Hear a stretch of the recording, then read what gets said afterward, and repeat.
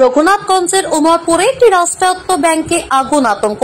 বুধবার বৃষ্টি চলাকালীন সময়ের মধ্যেই উমরপুরের ইউকো ব্যাংক থেকে হঠাৎ ব্যাপক ধোঁয়া লক্ষ্য করা যায়, আর যা ঘিরে রীতিমতো চাঞ্চল্যের সৃষ্টি হয়।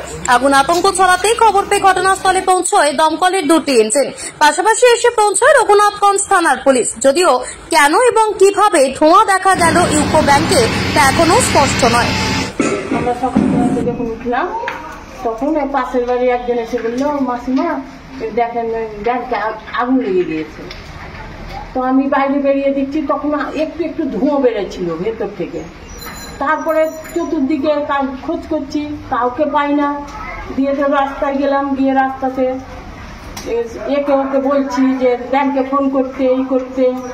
ব্যাংকের লোক দিকে আমার ভাই এখানকার উপপ্রধান ছিল আগে, হ্যাঁ, আমার ভাই পার্থ পান্ডেকে ফোন করলাম। পার্থ পান্ডে এলো, এসে থানাতে, তারপরে পুলিশকে ফোন করলো।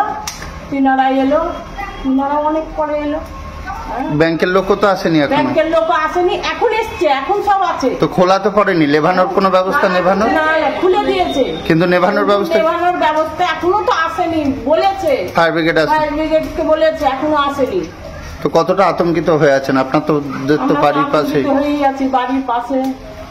হ্যাঁ, আর এটা কোন ব্যাংক? বাড়িতে আছে ইউকো ব্যাংক। আপনার নাম? তনুশ্রী চক্রবর্তী।